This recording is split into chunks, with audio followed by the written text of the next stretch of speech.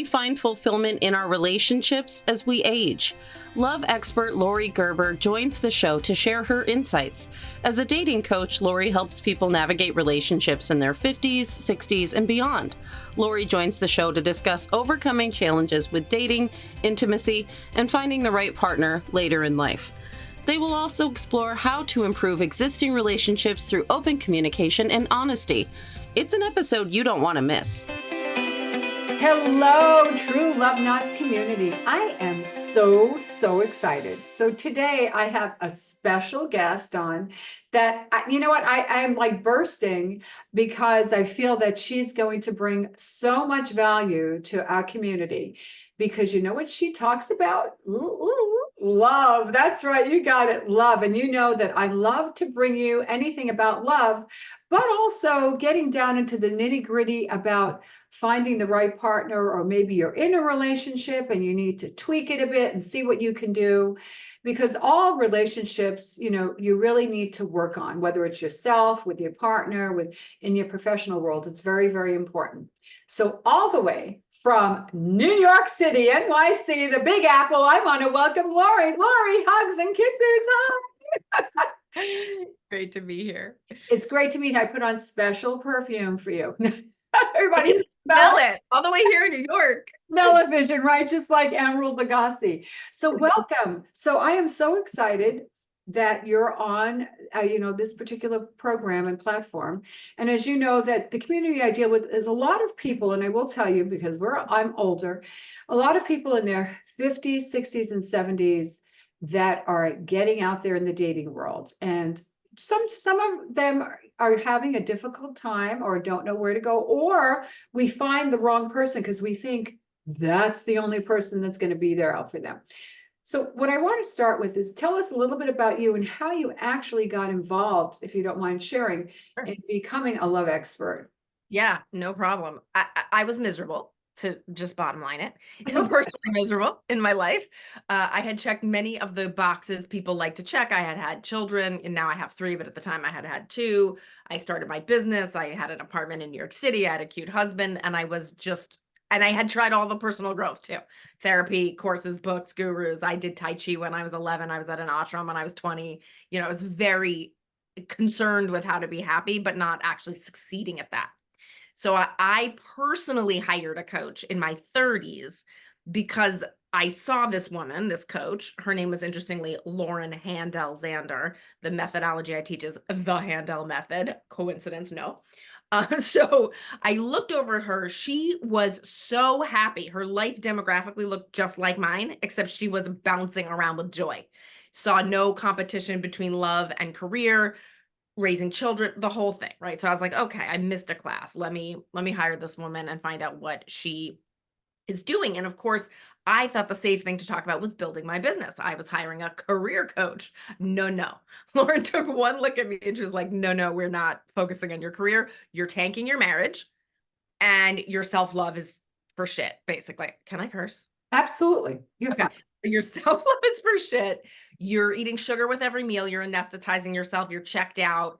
You're not happy in any area of your life. You're not even happy with literally what you're feeding yourself, and you're tanking your marriage. So no, you can't think straight about your career yet. We got to deal with this other stuff. Long story short, everything in my life changed within 3 months of working for her. It's never gone back, right? It's not that it doesn't go up and down, but it's never gone back because the changes were so profound and indelible, heart, mind, and body. It didn't take me long to realize I wanted to teach people this too. Now, first of all, the tools that I learned to save my marriage, this was now 20 years ago, maybe a little more than 20 years. I'm with my husband 30 years.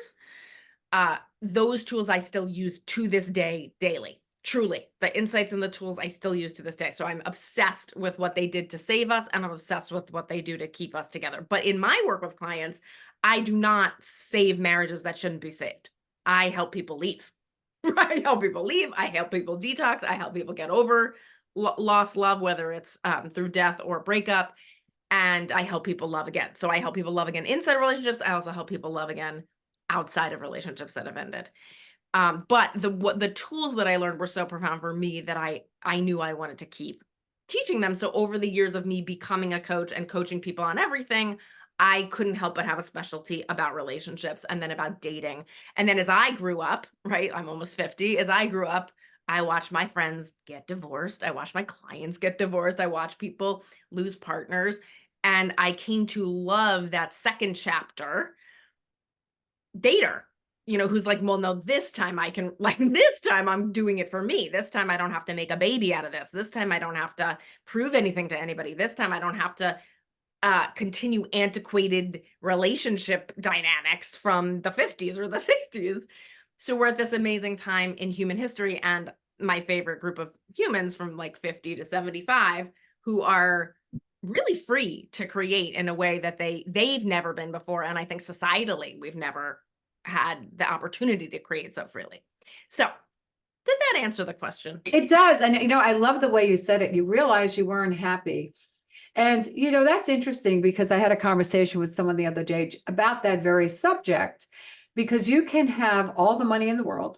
You can have the best car, but yet you're not happy. And actually it goes hand in hand with being at peace. I mean, those are things that are very, very important in life. And I don't think we really recognize that till we come of a certain age or have certain experiences in our lives. Like you yourself thought you were going to go in another direction. So coincidentally, your coach, Lauren, she had a lot of great intuition and skill sets to say, hey, I'm not going to teach you how to be a career coach. I'm going to help you first of all, get yourself and your act together. And I think that makes all the difference in the world, because that's the key thing. Yeah.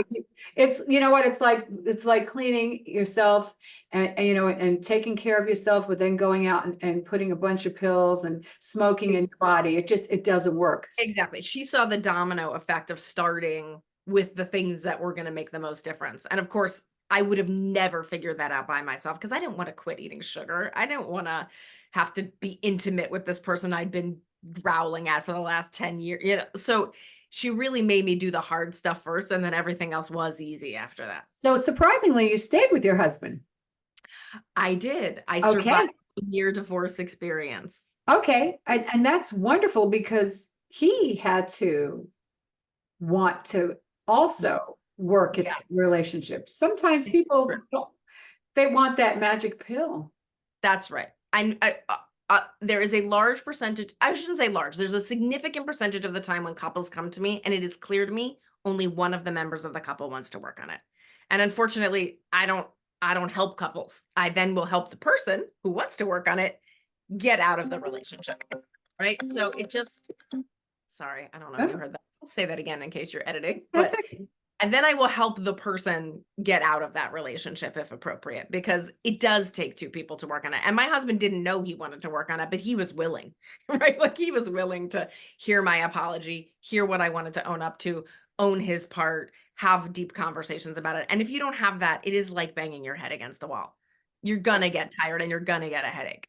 And you have to be ready to communicate, to have those deep, and you said something that's really important, deep conversation, because that is the key. Because if somebody's not willing to really get raw and vulnerable, and especially with somebody that you're intimate with, that you had kids with, if you can't do that, there is something definitely lacking in yourself.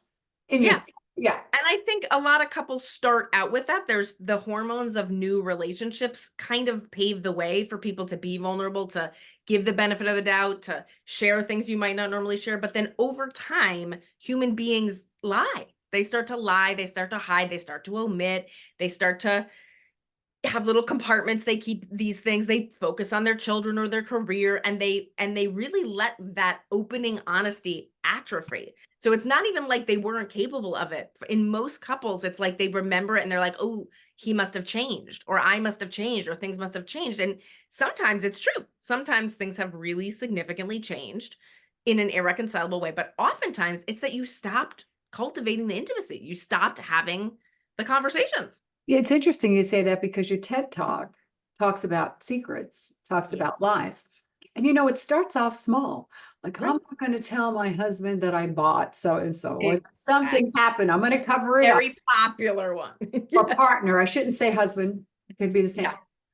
So share. share a bit about that, because you really did a great job on that TED Talk, but obviously my listeners don't know, which I'm going to have to find it and make sure we add it in the show notes. Yes, of course. It's a quick 18, 19 minutes, right? You have time.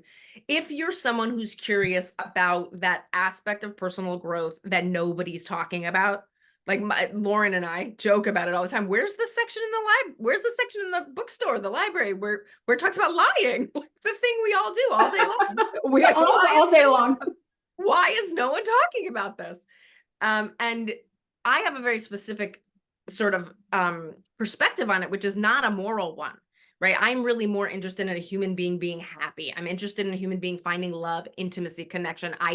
I know what happens as people approach death, which is that they really assess, what did I do with my life? Did I love? Was I loved? Did I leave the legacy and the messages behind I want to leave? So all of that does require truth telling. And not just truth telling, like, don't lie that you cheated, or don't hide what you spent, or don't hide how much you're drinking, but also what you like, what you want, what your dreams are, what upsets you, what hurts your feelings. Like, all of that is truth telling, even to yourself, right? Like, what do I really? Some people literally don't know how they like their eggs. They don't know where they want to go to dinner.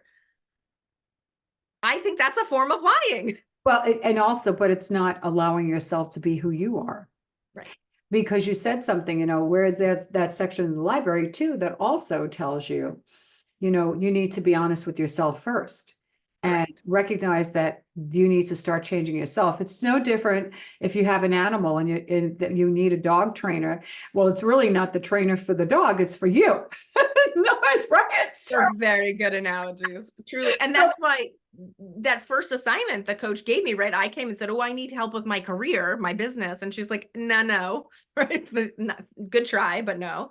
And she made me do this exercise, which I now make my clients do when I first work with them. First, what is a 10 for you on a scale of 1 to 10 in every area of your life?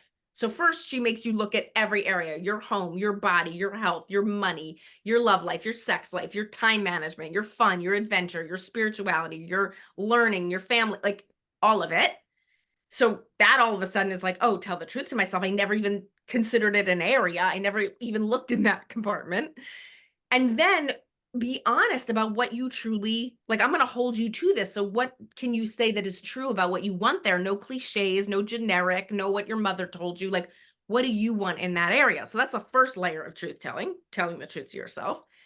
And then she goes, be honest, scale of 1 to 10. If that's a 10, where are you now? Second truth telling, like, my marriage is a 4, right? Like, if a 10 is intimate connection, I'm at a 4, right? So next truth telling. And then next truth telling, why? What's going on in your head? What are you doing? What can you own? What are you not owning? What is going on? So the coach reads the heart of what it wants, the honest rating, and then the head and all the garbage it's promoting.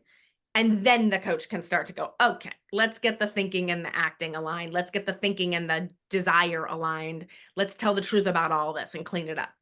And that really worked. It really, really worked. So now I know you said you took the Handle group, you trained with them. Yes. And are you still with them, or have you? Yeah. Well, I partner with them and license with them. Okay. I still teach that method. I used to be an executive in that company. I had many roles over the years, which were awesome. It was beautiful. I really enjoyed building the business. And as I got older, my parents started aging, they got sick. I've moved into a much more flexible role. And that's okay. But now tell me, so you take clients on, because I see your website, and I went through your test. I passed. You took the quiz. Are you ready to date like you mean it? Listen, you're talking completely different. So, but I still suck at my dating life, but that's neither here nor there. That's okay. But you're ready to date like you mean it, but you still suck at it. I'm not, you know what, I sometimes wonder, and I think there's a lot of people that are at a point in their life. I still feel that I have a lot to share out there in the world with speaking and getting out there, and of course, marrying people. And I really need to make the time for somebody, and that somebody has wowed me yet. It's like buying, you buy clothes, right? And you get to a point in life, you only buy that one piece, that statement piece. Right. And not that somebody's got to be dynamic, but a lot of men I meet, I'm in my late 60s, so they're retired, they want to travel. And I'm not, and I'm You're sure not you there. have clients the same way Sure. that, and their demands are different than mine. I love what I do. I love what I do. I So, know, but it sounds like you see a conflict between excelling and expanding in your career and having and that work. and I can't do both at the same time at this point in time, at this time. We would call that a lie. We would call that a bad theory, Oh my right? God. If you, but I mean, again, it's not like I was saying this Okay. to another podcaster the other day. Like, if you don't want it, cool, right? Like, if you're not sitting at home going, "Wow, it'd be so nice to be No. playing backgammon right now," or "Oh, it'd be so nice to have a date for this wedding," or blah blah blah. If you don't want it, I'm not here to tell people everybody should be dating and finding their one. And that's interesting you said that, because you know what? There was a time in my life, and I'm sure there are people that feel just like me, where I did long for that. And I think that if we're made to have relationships and connection and intimacy, there's no question about that. But also at the same time, I've recognized that I'm good going by myself, that I'm good going out. And I think, and I'm good being by myself, but I was married 33 years, and I was with Frank for 35. So I'm feel blessed and fortunate that I had that in my life. And this is what I tell people, the same thing.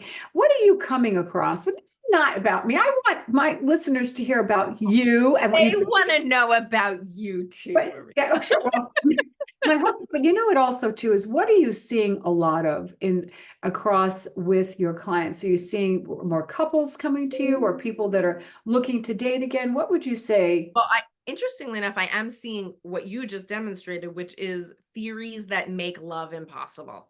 Mhm. So there are no good men out there. There aren't men who want to be honest. I can't have my career and have there is no such man, right? Like, literally, I'm looking for a unicorn, and unicorns don't exist. Right. That's what I see the most. And I have to say, if you exist, he exists.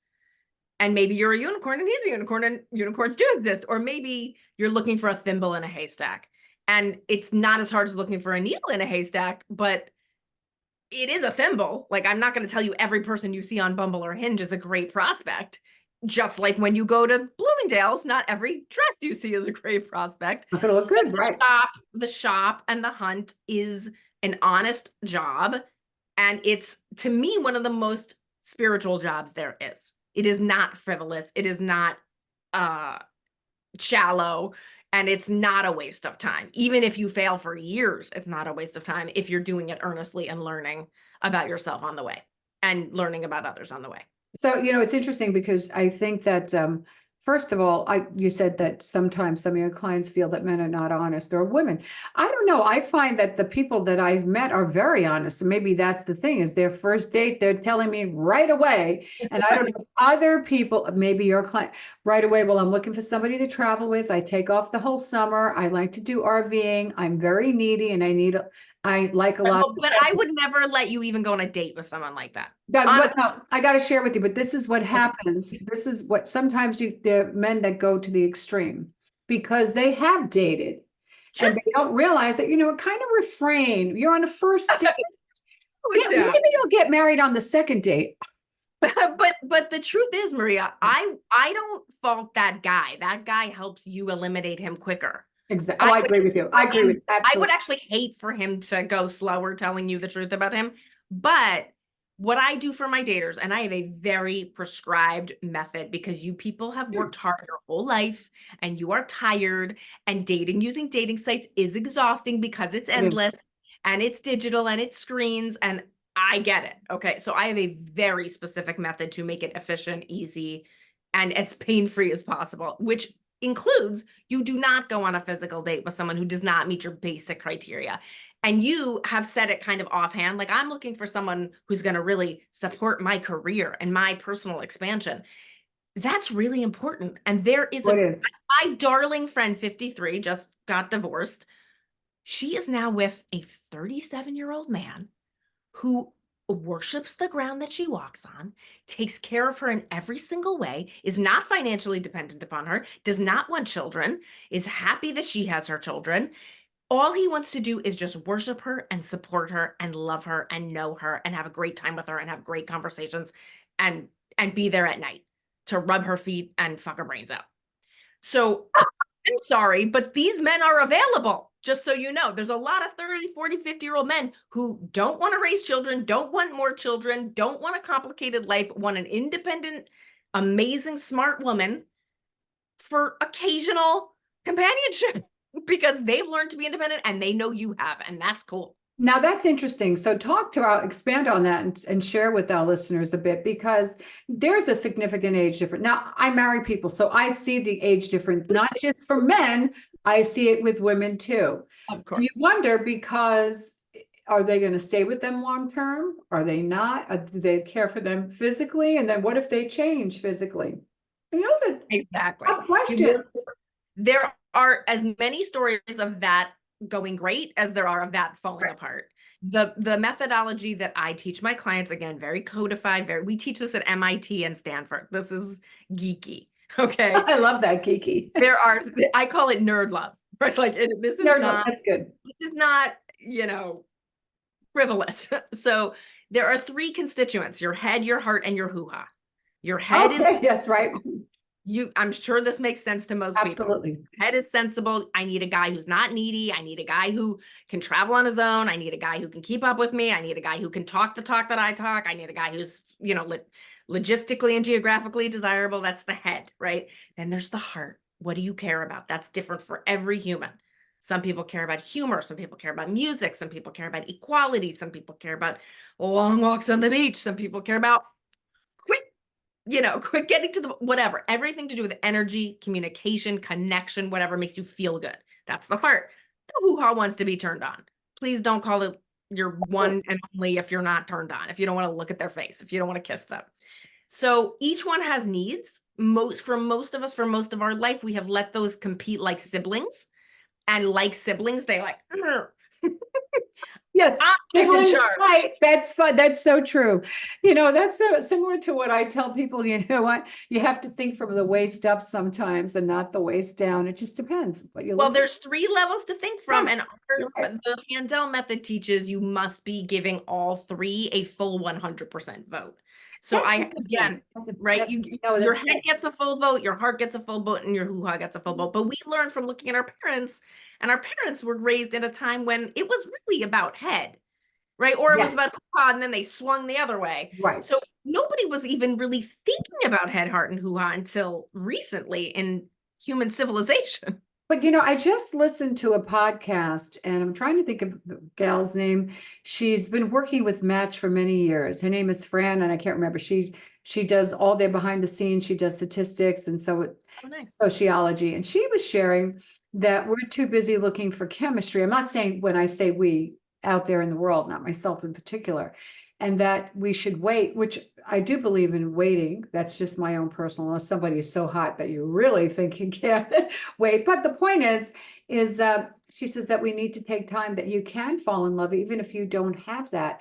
And I think that that's totally wrong, because I've gone out with a few men many times myself, and I didn't even want to kiss them. If I didn't want to kiss them, I know I'm not going to want to go to bed with them. I mean, let's not kid each other. Again, I have a very like you're saying things that are so universal and so common. Yes. So again, the criteria is 8 or above on a scale of 1 to 10 for head. It's practical. It's going to work. You want the same things. I love that. Lifestyle. You don't even think that guy exists, but that's head. Heart, it feels good. You're not like, what's he thinking? Can I say that? I don't know what will happen if I say that. Like, you understand how much people forego heart and are just like, oh, it's fine, he's hot, or oh, it's fine, he's here, right? Like, so heart, and then hoo-ha, you gotta want to kiss him. And I do believe that you could test it by kissing. Sometimes you could think, oh, I'm not attracted, let me try the kissing, or let me try telling him to get a new haircut.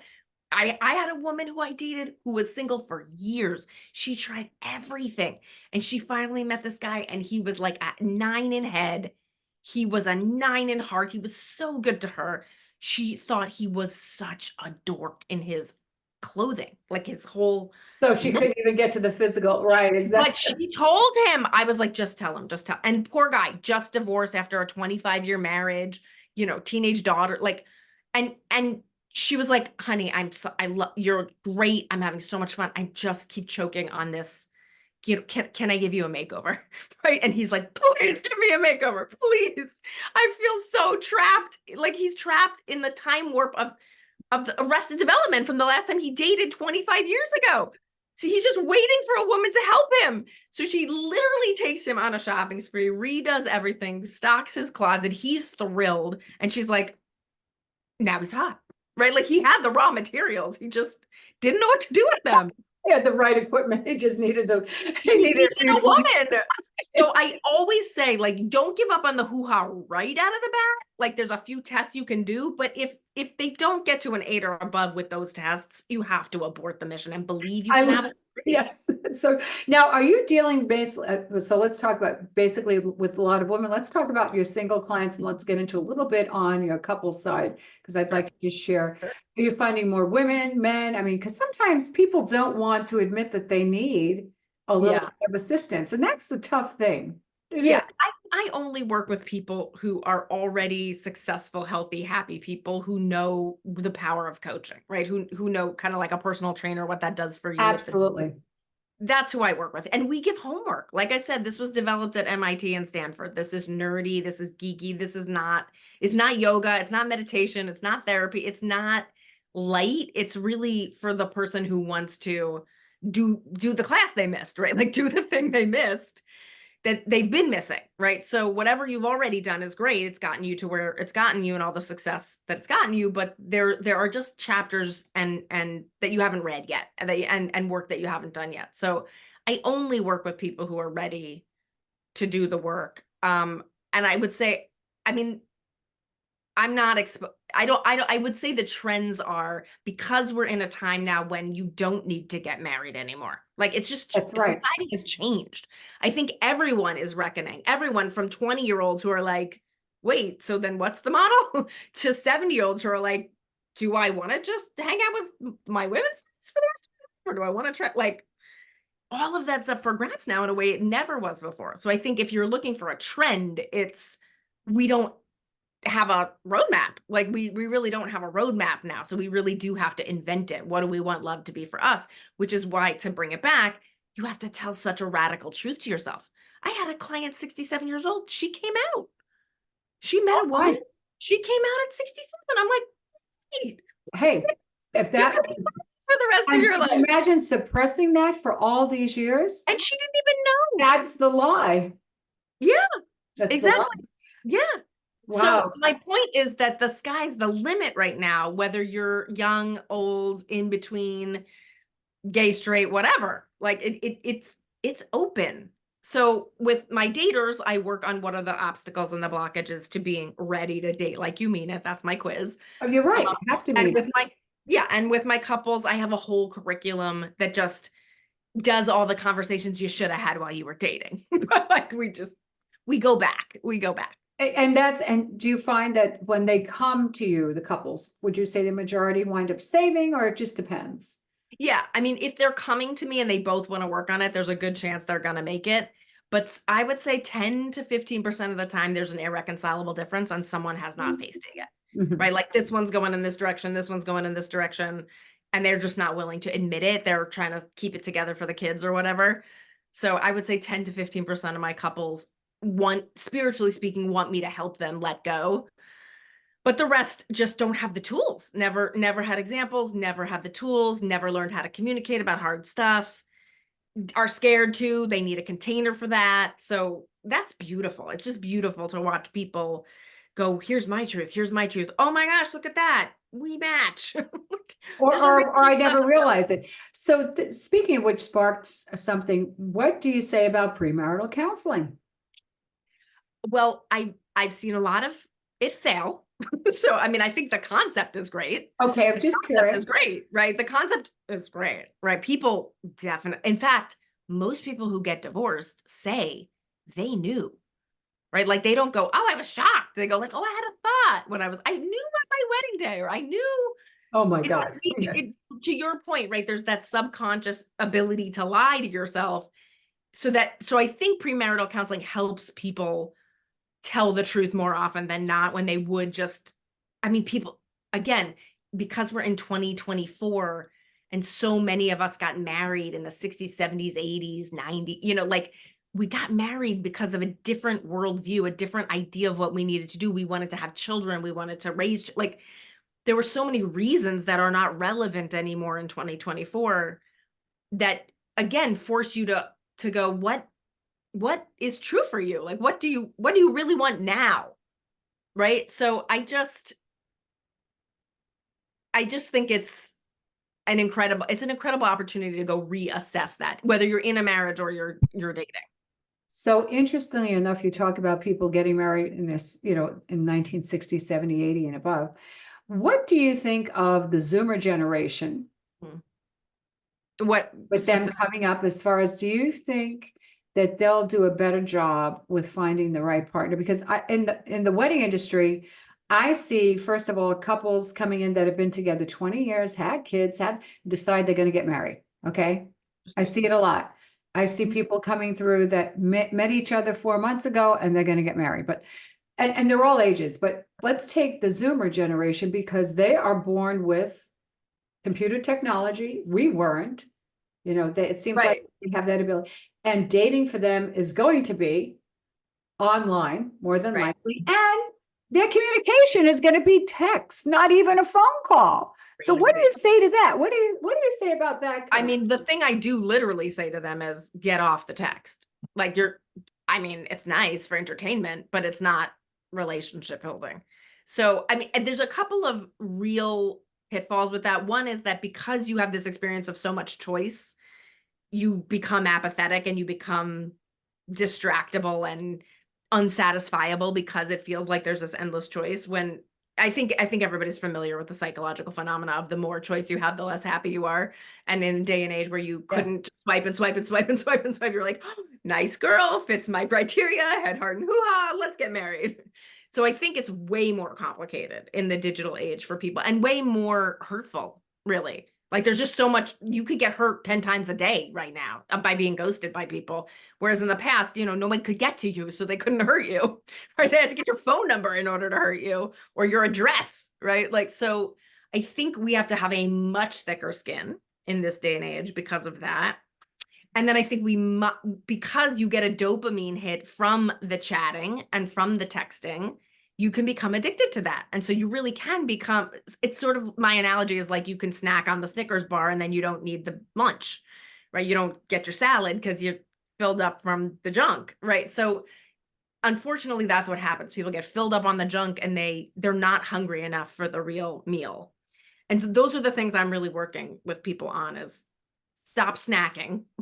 Stop snacking. No, I think you're right. It's interesting because I see it a lot talking to people, but also myself, I've experienced that when I started, like, oh, there's something better. But you get to a point where you have to be able to weed out, if you're dating online, looking at the profiles. And I think that's the key thing is people don't complete the profiles, and you tell them it's like a resume. Would you send in a resume half-assed? Don't get me Not. started, Maria. Yeah. So I mean, but it's also like shopping. You have to shop in the department store you like, with the designers you like, and you have to look through a lot of stuff. Exactly. Before you it's okay. So just give some words of wisdom I'd like to have some words we like share, and what's coming on the horizon for you. So let's talk about what's coming on the horizon, and we'll wrap it up with some words of wisdom, people that are either in a relationship or. Oh, yeah. Okay, so let's see. What's coming on the horizon, I've just launched a beautiful thing, which is a digital version of my Master the Art of Love. So I cost $650 an hour. I've been doing this 20 years. My clients are from New York and California. They're successful people who really can use this help. Obviously, not everyone can afford that. It's wonderful. If you can afford it, if you pay that, by golly, you will get your result, right? Like you will pay attention and you will get your result. But most people can't afford that. So I made the digital program where I condensed all of what I teach my daters into a couple hours of content and exercises and quizzes. And then the best part is it comes with community. So it's a group of pretty much 50 and older women who are back in the dating scene, supporting each other, asking questions, cheering each other on. I'm coaching on their daily. So someone goes on a date, someone gets ghosted, someone blah, blah, blah. We're talking about it. We're supporting each other. So it comes with the community and it comes with group coaching with me. So that was my dream, to be able to reach more people than just people who could afford me privately one-on-one. So I love that. I've been doing it for a few months now. It's rolling admissions. We're always welcoming new women, but that's what's hot right now for me, for someone who needs something affordable and just needs someone to hold their hand, because it is exhausting Oh, and it absolutely. is horrifying, and you will meet a lot of hay while you're looking for your thimble in the haystack. So, I really gave the affordable answer to what would I want my best friend to have if she was back out dating after many years, or having dated unsuccessfully for many years. What would I want to support her? What content would I want? What companionship would I want? What coaching would I want for her? And so that's that course, Master the Art of Love. Obviously, I do private coaching. You should listen to the TEDx talk, right? If you're not gonna Definitely. sign up for something, do something, you can take the quiz, the Date Like You Mean It quiz. I just created that again to get people present to what's stopping me. Like, what is it? Is it something from my past, or is it something just right now? I don't like my hair. I don't like my body. Like, it could be something so simple and current, or it could be something really ancient, or both. So that's what Well, I think digitally is the way of the world, because that's, rolling it out and have people can right. You have a digital course have a too, right? digital course. So exactly, Yeah. officiating, and it makes all the difference in the world. And Yes. but you have to be ready, whether you're going to spend $200, $600. If you're not ready, you're throwing good money after bad. And 100%. that's the key thing. How is your community? They're loving it, I bet. They're It's great. It's so sweet. I mean, we've got women who are kind of like just starting out with someone, 2 months in, 3 months in, 6 months in. They're kind of like, what do I think about? How do I ask that? And then women who are like, oh, I'm not even ready yet. Like, no, no, no. I'm just going to watch you guys. Like, I'm going to stay here. I don't get in the pool. I'm just sunbathing, but just show me how it's done. Give me hope. I'm going to work on me. That's adorable. And then everywhere in between, right? Just on the sites, chatting with men, or getting stood up, or whatever. So it's everywhere on the gamut. There's nobody in a long-term relationship. That's really a different course, that's a but different course. that's And a different thing. Yeah. are you But that developing? range. Have you thought about developing that type of course? But I don't know. That's a little bit more intricate, I would Yeah, say. what I have found, I mean, I've developed a lot of content around it. Actually, I wrote a book. But what I have found, and maybe I was actually thinking about, because people keep asking me for that, like, how do I know if this is the person, right? I've been with them 6 months, a year, 2 years. Should I marry them? Right. Like, I've been thinking, oh, I could do an 8 hour, course on that. So I have a lot, but up until now, I've been so busy literally working one-on-one or with couples individually, because it's so individual, that I haven't had a chance to actually think about how I would offer that to the masses, other than I've written it all down into a book. Mhm. So we'll see. Is the book, have you released the book? No, I never published it. When I you never. do, let us know, because we'll have you back also to talk about it. Absolutely. People, the way you're only going to grow is by reading and Yeah, learning. It's not yeah, like you wake up exactly. and I we know. officiated Yeah. a wedding, actually, and I just read the book. Like, No, but it it was gave you like some a great, digital course, but I just yeah. Actually, I have a $37, 37-minute fast track wedding officiating course for people So like, that would have saved me time, because I did spend about 77 minutes reading the book. oh, exactly. No, I make it easy for you. But no, listen, and that must have been a kick, wasn't it for you? It was. It was. It was. It's a That's great moment. I Great moment. really I busted my ass so hard officiating a wedding. I admire anyone who can get it up to do that again and again. Oh, no, there's so many parts. But anyway, so give us some words of wisdom before we sign off.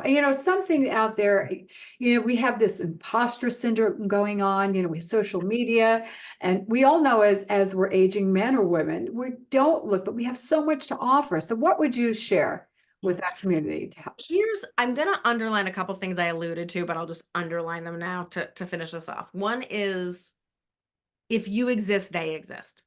So I like that. there's no such thing as, if you have the dream, you have the ability. If you have the love to give, there's someone to receive it. That's just how this works, right? Like this, if you're just listening and you can't see what I'm gesturing, this cosmos works, is that the moral of the story isn't you were the loser, you couldn't have it. If you want it, and you really do want it, and you're willing to do the work, it exists. It's not that it doesn't exist. You may think it doesn't exist, but it is not true. So that's really the best news ever. And the other thing I want to underline is figure out how to tell more of the truth. You're never going to actually tell the whole truth all the time. Human beings lie on average 11 times a day. And I think that's kind of low, actually. I think And that's low too. about lie to yourself, omit, exaggerate, under exaggerate. We are lying machines. Like, we're so good. It's natural. Like, babies do it.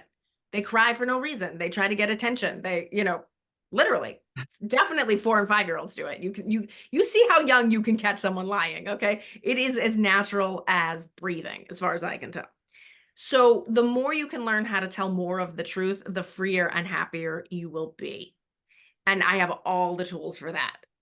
But it's good advice, whether you're going to take my tools or not. That is really solid advice. Like, when in doubt, what am I lying to myself about? When in doubt, what am I lying about? And that will always trace you back to more happiness and more self-esteem. I love that. I love that. Well, definitely. So, and when the book comes out, you have to promise to come back too. I promise. So That's everybody, I know that you're going to get a lot of great nuggets from this. And also, if you're interested in her course, I'm going to put her website down, which will link you right over to it. I have your website up on my other screen over here. And anybody that's just interested in reaching out to her, maybe you're thinking about some counseling as a couple, or you just want to, check in and see if this is right for you. I think this is a wonderful world today that we can now Zoom with people no matter where they are. So really the world has opened up immensely. I mean, I grew up when we had regular telephones, okay? And maybe 3 channels on the TV. So we have come so far in the world of technology so that we can continue to learn. So everyone, please take this information. And if you know somebody that can benefit from this, please share this episode with them. And in the meantime, continue to stay healthy, happy, and safe. And as I always say, spread love. Have a great day, everybody. Enjoy.